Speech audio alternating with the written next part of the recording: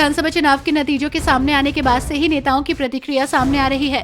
वहीं इसी बीच दिल्ली प्रदेश कांग्रेस कमेटी के अध्यक्ष देवेंद्र यादव ने दिल्ली विधानसभा चुनाव में कांग्रेस पार्टी के प्रदर्शन पर अपने विचार व्यक्त किए। उन्होंने कहा कि चाहे कांग्रेस को उम्मीद के मुताबिक सफलता नहीं मिली, लेकिन सभी प्रत्याशियों ने बेहतर चुनाव लड़ा और कांग्रेस कार्यकर्ताओं ने सभी सीटों पर कांग्रेस प्रत्याशियों के पक्ष में जमीनी स्तर पर कड़ी मेहनत की। दिल्ली चुनाव में मिली हार के बाद अरविंद केजरीवाल अब पंजाब को सेफ करने में जुटे हैं। वहीं ऐसे में अरविंद केजरीवाल ने पंजाब के विधायकों से एकजुटता का आह्वान किया और कहा कि अब उनके पास पंजाब के लिए भी समय रहेगा। उन्होंने पंजाब को जीतने को प्राथमिकता बताया और लोगों से किए वादों को पूरा करने का संकल्प लिया। मुख्यमंत्री भगवंत मान ने भी विधायकों से दिल्ली की हार से निराश न होने को कहा और अपने संघर्ष की कहानी सुनाई। प्रधानमंत्री मोदी ने पेरिस के ग्रैंड पैलेस में एआई एक्शन समिट को संबोधित किया। प्रधानमंत्री मोदी ने कहा, एआई पहले से ही हमारी अर्थव्यवस्था, सुरक्षा और यहाँ तक कि हमारे समाज को नया आकार दे रहा है। एआई इस सदी में मानवता के लिए कोड लिख रहा है।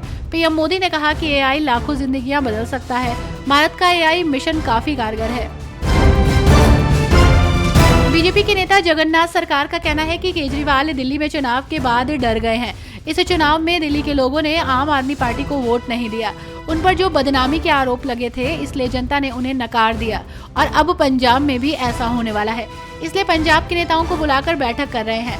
अरविंद केजरीवाल के पास कोई विचारधारा भी नहीं है और हिंदुस्तान की जनता भ्रष्टाचारी पार्टी को पसंद नहीं करती है। इसलिए आम आदमी पार्टी पंजाब में हार जाएगी।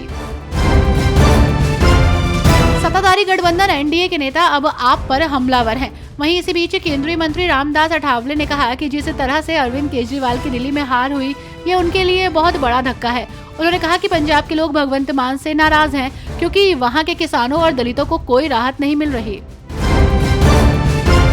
दिल्ली विधानसभा चुनाव के नतीजों के सामने आने के बाद एक बार फिर पक्ष विपक्ष एक दूसरे पर हमलावर है।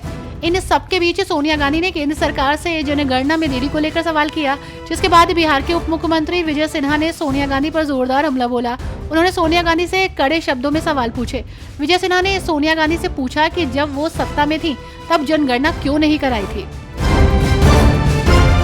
कांग्रेस नेता प्रमोद तिवारी ने बीजेपी पर हमला बोलते हुए कहा कि बीजेपी ने झूठ विषय में पीएचडी हासिल की है, क्योंकि बीजेपी वादे करके गारंटी देती है लेकिन गारंटी देकर भूल जाती है। वहीं कुंभ को लेकर अपनी प्रतिक्रिया देते हुए कहा कि मेरा आग्रह है कि केंद्र सरकार और प्रदेश सरकार से वहां के हालात को देखकर तीर्थयात्री अपने अनुभव बयां कर रहे हैं।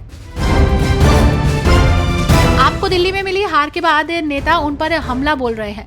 ऐसे में जदयू नेता नीरज कुमार के मुताबिक अरविंद केजरीवाल दिल्ली में हार के बाद संभावना तलाश रहे हैं। नौकरी यहाँ गई तो दूसरी जगह नौकरी प्राप्त करो। उन्होंने कहा कि केजरीवाल जी पंजाब के विधायकों के साथ दलीय आधार पर बात कर रहे हैं तो चिंता नहीं है, लेकिन पॉलिटिकली ट्रांसफर होना चाहते हैं तो ये चिंता का विषय पंजाब को होना चाहिए।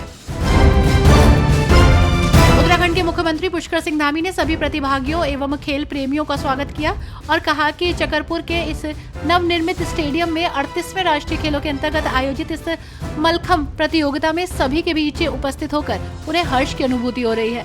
उन्होंने कहा कि मलखम्ब केवल एक खेल नहीं बल्कि शारीरिक दक्षता, मानसिकता और एकाग्रता, संतुलन और आत्मसंयम का अद्भुत संगम है।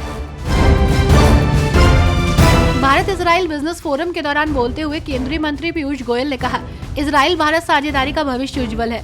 हम दो स्वाभाविक साझेदार हैं, हम दोस्त रहे हैं, हम आतंकवाद की आम समस्याओं से पीड़ित हैं, हम एक दूसरे के पूरक हैं, हम प्रतिस्पर्धा में नहीं हैं, हम इजराइल भारत साझेदारी का उज्जवल भविष्य देखते हैं।